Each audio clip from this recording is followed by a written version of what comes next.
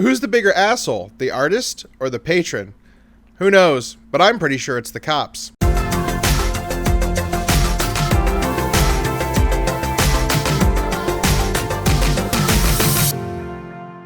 Candyman is the new soft reboot/sequel to the 1992 cult classic of the same name. It's directed by Nia DaCosta and stars Yahya Abdul-Mateen.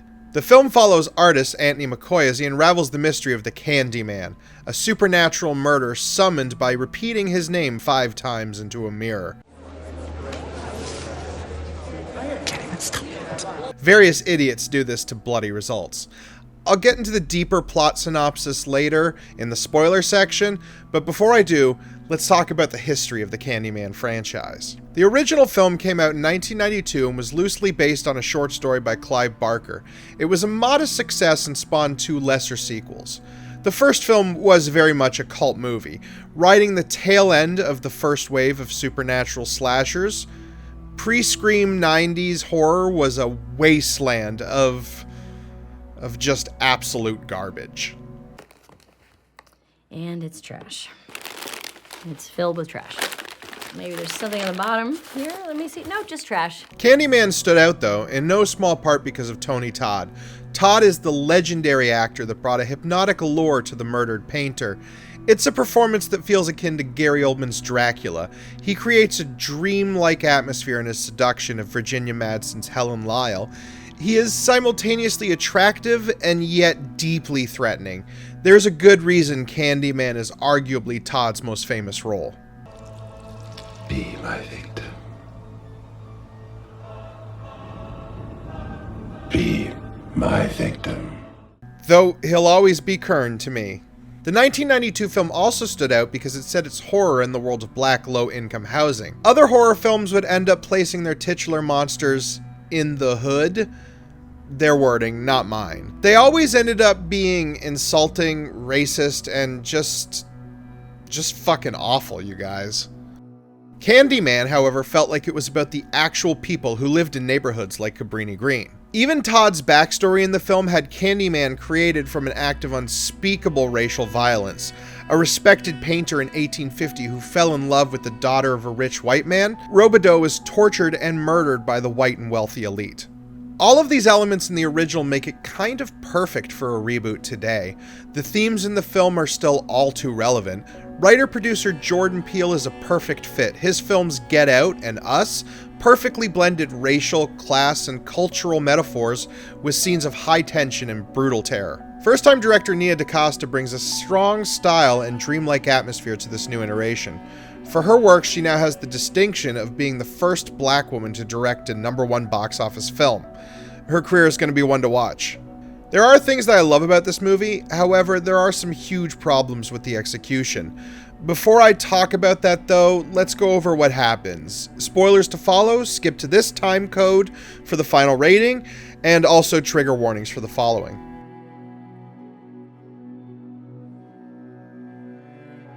Candyman opens in the neighborhood of Cabrini Green, Chicago in 1977. A young boy heads to the community washing machines, side-eyeing the cops looking for a local man. Entering the laundry room, he takes notice of the absurdly large hole in the wall. Soon, a creepy hook-handed man in a familiar coat emerges. The boy screams, the cops notice, and it's opening credits time. After the titles, we return to the present day where a young gay couple are on their way to a double date. Troy is introducing his boyfriend Grady to his sister Brianna and her artist boyfriend Anthony. Anthony is a formerly successful painter who hasn't painted anything in the last 2 years. His last successful works focused on themes of racial violence and black pain. Anthony and Brianna complain about the wealthy people now gentrifying Cabrini Green, a formerly poor black neighborhood. But Grady unintentionally points out their hypocrisy in enabling and benefiting from said gentrification. Troy diffuses the awkward observation by distracting everybody with a spooky story. Said spooky story is of the original Candyman film from 1992. His synopsis of the first film would put mine to shame, but the short version is as follows. In 1992, grad student Helen Lyle was doing her dissertation on the violent history of Cabrini Green. She was driven mad and beheaded her friend's dog, kidnapped a baby, and attempted to burn it alive. The baby was saved, but Helen threw herself in the bonfire and died. If you've seen the original, you already know the truth of these events, but needless to say, Troy's version is skewed and a false retelling. Still, it intrigues Anthony, who begins to look into Helen's death. He's driven both because of an initial curiosity, born no doubt from Troy's excellent retelling, and a need to create fresh work for an upcoming art show. He's told almost directly by some asshole that his recent works are stale and derivative. Adding pressure to this already pivotal show is that he only has a spot in there because it's being co-run by Brianna. Anton leaves in an attempt to find inspiration. While walking around Cabrini Green, he suffers a bee sting just before meeting William Burke. Burke reveals himself as the laundry-doing boy from the opening and tells Anton the truth about Helen, how she came in search of Candyman, found him, and didn't actually kill a dog. What's Candyman? Well, it turns out that the hooked figure from the opening was a local man named Sherman Fields that liked giving out sweets to the neighborhood kids. His intentions seemed harmless until a little white girl ended up with a razor blade in her candy. That's all the cops needed to find Sherman and then beat him to death. A few weeks later, more razor blades were discovered, thus proving Sherman's innocence. Burke claims his ghost now lives on, ready to kill any who say Candyman into a mirror 5 times. Anton is inspired and electrified. He crafts a new exhibit, 3 paintings depicting the violence done on Sherman. Hidden behind a big mirror he invites you to say Candyman into. Given that this installation requires both a full-page printed explanation and Anton himself to open the mirror door, it makes the piece more than a little obtuse. Both a prominent art critic and Brianna's co-curator Clive agree. A teenage girl attending the gallery is also set up as a later victim when she reads over the installation's instructions. Troy and Grady also attend, however they are smart enough to avoid such an obvious supernatural trap. Later that night, Clive and his sexy intern get a little frisky while cleaning the gallery up. Of course, being alone with a mirror in a horror movie means somebody is calling the Seaman up and he's gonna get slashing. The next day, Brianna is unfortunate enough to discover the corpse of her business partner and his intern. Hysterically, Anton is just super jazzed that they mention his name in art installation on the news. Say my name. They said my name. And say my name.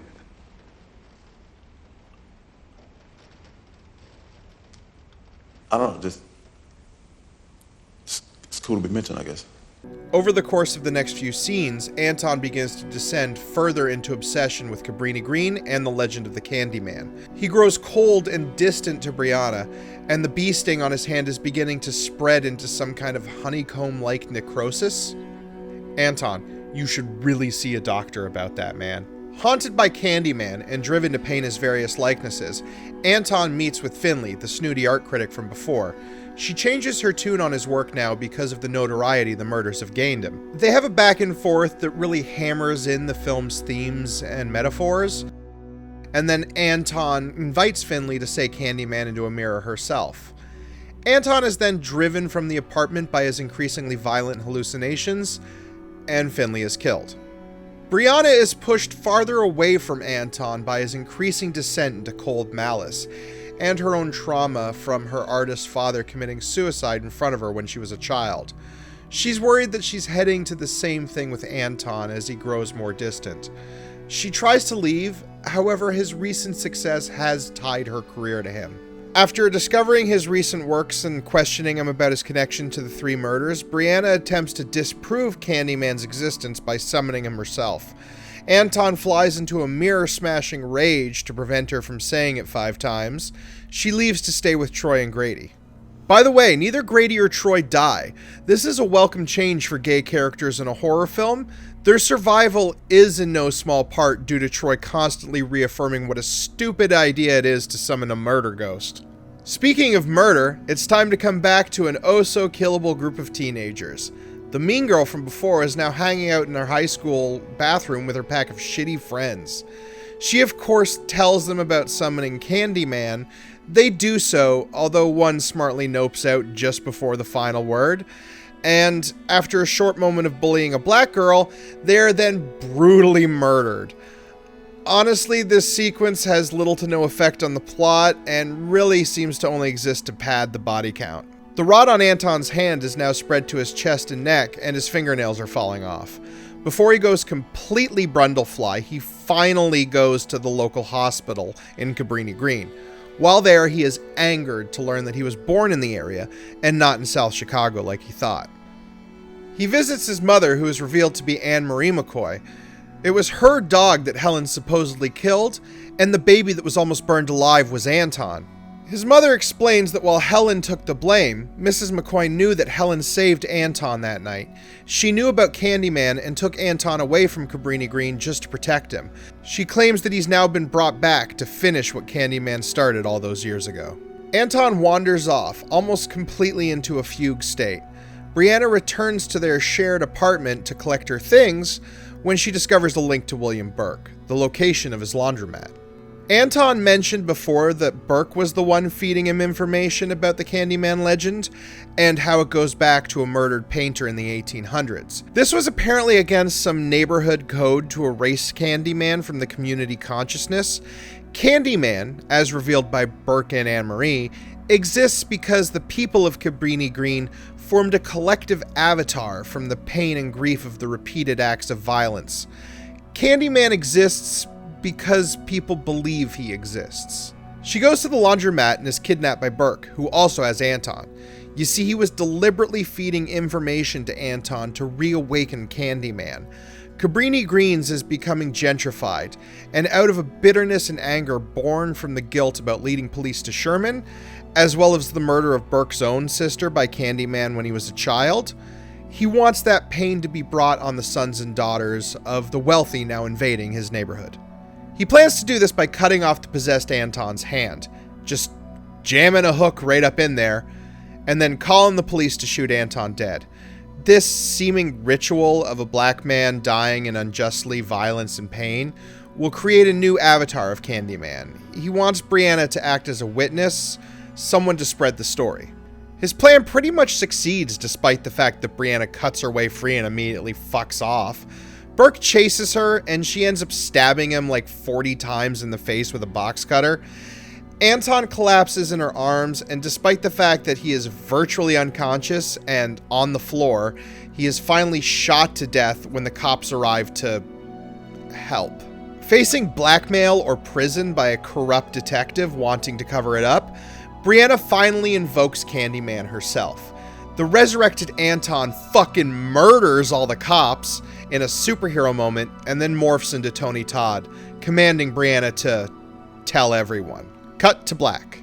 So, Candyman seems to want to say a lot, which is ironic given that the titular ghoul is now mostly mute. The core themes seem to be about how art commodifies the generational pain of disenfranchised communities and then use the proceeds of that commodification to erase those communities. Sure, but why'd you have to choose a place that used to be called Smoky Hollow, then Little Hell, then what is it, Combat Alley? What's it called now? Cabrini Green. It was a project. It's affordable housing that had a particularly bad reputation. You would never know. Yeah, because they tore it down and gentrified the shit out of it. Translation, white people built the ghetto and then erased it when they realized they built the ghetto. Despite the film's opening and closing, police violence never really seems to be the focus of the movie's ire. Police violence is treated more like a fact of life, an immovable constant. Most of the film's actual criticism seems to fall on the art community. The things I really loved about this movie were Nia DaCosta's direction. The opening credits are this upside-down perspective on Chicago's towering skyscrapers disappearing into the fog. It's disorienting but beautiful. Finley's death is also effective. Done as a long pan out outside of her building, you can almost get lost looking into the other apartment windows and miss the gruesome murder taking place. DaCosta does a great job framing the scenes around the mirrors that reveal Candyman's presence. The best use of this trick is either when Anton first summons Candyman in his apartment, or the slow zoom on a pocket mirror under a stall door. Candyman himself, or should I say themselves, are naturally the most interesting thing about the film. Nia DaCosta and co-writer Jordan Peele craft a new take that sees Candyman not as a singular man, wronged and murdered, now bent on eternal violence on all those who summon him. Now he's more of a collective totem, created out of the communal subconscious anger, a reaction to the endless cycle of black men unjustly and terribly murdered in Cabrini Greens for the last 100 years. The film also contains some strong performances. Yahya does a great job selling Anton's descent into obsession and madness, and Teyonah Parris is sympathetic and likable as Brianna. Even Coleman Domingo sells Burke as a deeply wounded man. If Candyman is an avatar of violence, Burke is an avatar of trauma. Finally, I love the score, especially the core theme. It's just really cool.